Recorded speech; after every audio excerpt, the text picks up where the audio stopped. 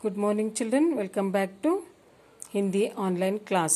पिछले क्लास में हमने बंदर बांट पद्य के विवरण मैंने आप लोगों को प्राप्त कर चुकी हूँ।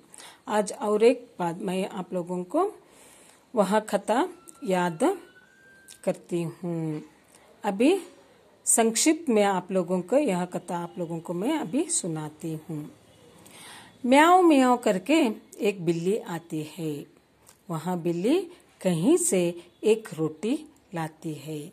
तभी दूसरी बिल्ली आकर उस रोटी को छीनकर कुछ अकड़ दिखाती है।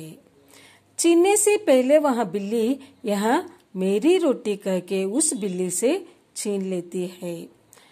पहले बिल्ली गुस्सा करके मेरी रोटी तो मुझको दे दे वरना मुझसे झगड़ा ले करके बोलती है। क्या बोलती है पहले वाली बिल्ली बच्चों? हाँ, गुस्से से मेरी रोटी तो मुझको दे दे वरना मुझसे झगड़ा ले करके बोलते हैं। एक बंदर यह झगड़ा देखकर वहां तराजू लेकर पहुंचता है। बच्चों, तराजू का अर्थ क्या है? तोलने का साधन को हम लोग क्या कहते हैं? तराजू कहते हैं। तोलने का साधन को हम लोग तराजू कहते हैं। तराजू लेकर बंदर बोला, झगड़ा करना ठीक नहीं है, बांट कर खाने के बाद तो सही है करके बंदर बोलता है। तभी बंदर ने रोटी को बिल्लियों के हाथ से लेकर उसे दो टुकड़ा करता है। बंदर क्या करता है? बिल्लियों से रोटी लेकर दो टुकड़ा करता है। उसके बाद रोटी को तराजू के पलड़ों पर डालता है। रोटी के दो टुकड़े को क्या करता है बंदर? तराजू के पलड़ों पर डालता है। पलड़ों में जो अधिक दिखेगा उसे खाता है। पलड़ों में अधिक किधर दिखता है ना, वहाँ रोटी क्या करता था? बंदर खाता था। वह बंदर थोड़ा थोड़ा रोटी किधर के ज्यादा होता है ना, उधर चबाता जाता है। थोड़ा थोड़ा रोटी चबाता जाता है। बच्चों क्या है, ये पिछले क्लास में आप लोगों को विवरण मैंने दी थी। आज क्या हुआ और एक बार आप लोगों को मैंने स्टोरी बताया। अभी हम किधर पांचवा स्टांजा को हम जाएंगे। आज पांचवा स्टांजा हम सभी मिलकर पढ़ेंगे। उसके बाद मैं आप लोगों को पांचवा स्टांजा का विवरण बाद में देती हूँ। रोटी थोड़ी शेष रही जब, रोटी थोड़ी शेष रही जब, बंदर बोला सुन लो अब तुम। बंदर बोला सुन लो अब तुम। यह टुकड़ा मेरी मजदूरी, यह टुकड़ा मेरी मजदूरी। हुई कामना मेरी पूरी, हुई कामना मेरी पूरी। बिल्लियों के कुछ हाथ न आया, बिल्लियों के कुछ हाथ न आया। झगड़े में था सभी गवाया, झगड़े में था सभी गवाया।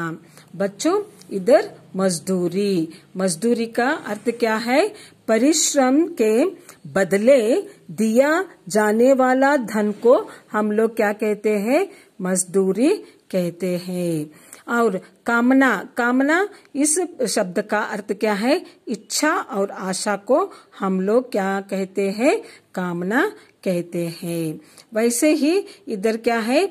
गवाया है। गवाया इसका मतलब क्या है बच्चों? गवाया का मतलब है खोना। खोना को हम क्या कहते हैं? गवाना कहते हैं। अभी मैं ये पांचवा स्टांजा का विवरण आप लोगों को प्राप्त करती हूँ। कुछ देर बाद जब बहुत कम रोटी शेष, यानी शेष का अर्थ क्या है? बचा हुआ रोटी, शेष कहते हैं हम लोग। बचा हुआ को हम लोग क्या कहते हैं? शेष कहते हैं। क्या हुआ था? थोड़ी रोटी क्या था? बचा हुआ था। ठीक है। कुछ देर बाद जब बहुत कम रोटी बचा तब दोनों बिल्लियों ने कहा रहने दो, ऐसे तो पूरी रोटी खत्म हो जाएगा। अभी बंदर क्या करता है? इधर ज्यादा उधर ज्यादा, इस पलड़ों में ज्यादा है उस पलड़ों में ज्यादा है करके तुम क्या करते हो? पूरे रोटी खा के छोड़ते हो। इसलिए तुम लोग क्या करना चाहिए?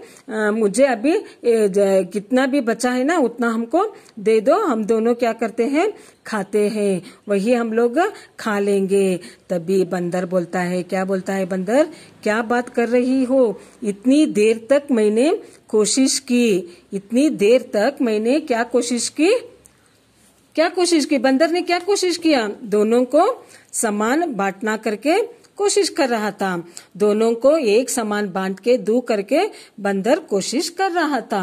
अब इतना बचा है, यह तो मेरे पेट में ही जाएगा करके बंदर बोलता है। तुम लोग तो क्या मुझे मेरे मेहनत के लिए बख्शिश नहीं दोगे करके बंदर किसको पूछता है, बिल्लियों को पूछता है। तुम दोनों तो बहुत अच्छे हो बोल के पूरा रोटी बंदर खा लेता है। तुम बहुत अच्छे हो करके क्या करता है, बंदर पूरा रोटी खा के छोड़ता है। और दोनों बिल्लियों के पास खाने के लिए कुछ नहीं बचा। क्या हुआ बच्चों, दोनों बिल्लियों के पास खाने के लिए कुछ नहीं बचा। किधर इधर तो बंदर पूरा रोटी परिश्रम के नाम लेकर क्या करता है, खा के छोड़ता है।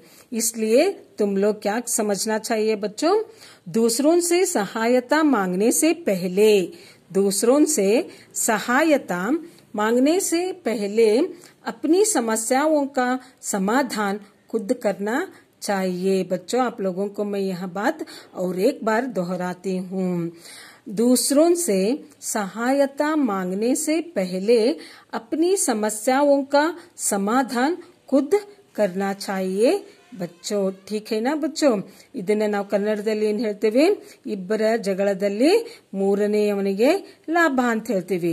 ಇದರ ಅರ್ಥ ನಾನು ಇನ್ನೊಮ್ಮೆ ಕನ್ನಡದಲ್ಲಿ ಹೇಳ್ತೇನೆ ನೋಡ್ರಿ।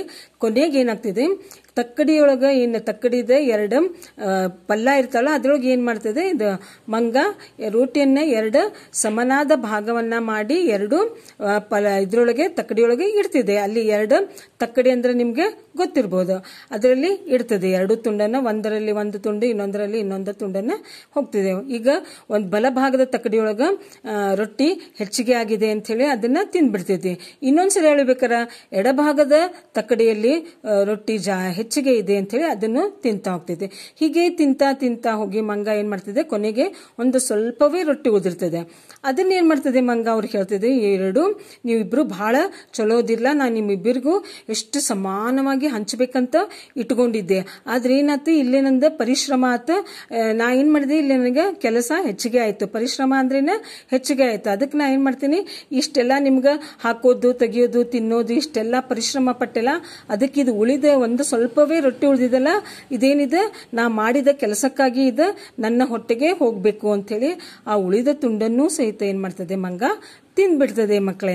ಅದಕ್ಕೆ ಯಾವಾಗ್ಲೂ ಏನ್ ಹೇಳ್ತಾ ಇರ್ತೇವೆ ನಾವು, ಯಾವಾಗ್ಲೂ ಜಗಳವನ್ನ ಮಾಡಬಾರ್ದು, ಜಗಳ ಮಾಡಿದ್ರೆ ಏನಾಗ್ತದೆ ಮೂರನೆಯವರಿಗೆ ಲಾಭವಾಗುತ್ತದೆ ಅಂತ ಹೇಳಿ ನೀವು ಈ ಪದ್ಯದಿಂದ ಕಲಿತ್ರಲ್ಲ ಮಕ್ಕಳೇ। इसलिए आप लोग कभी भी झगड़ा नहीं करना चाहिए, कुछ भी समस्या है तो तुम लोगों में ही उधर क्या आप लोगों को क्या करना चाहिए, समाधान खुद करना चाहिए, उस समस्याओं का समाधान आप लोगों के पास ही रहता है बच्चों। आप सभी को बंदर बांट पद्य समझ में आया करके मैं समझती हूँ बच्चों। आप लोग आज का गृह कार्य क्या है, ये 5वां स्टांजा है ना, इस स्टांजा को आप लोग पढ़ना चाहिए और पढ़ते पढ़ते आप लोग लिखना भी चाहिए। अगले क्लास में मैंने आप लोगों को बंदर बांट इस पद्य का प्रश्नोत्तर लेती हूँ। ठीक है बच्चों, धन्यवाद।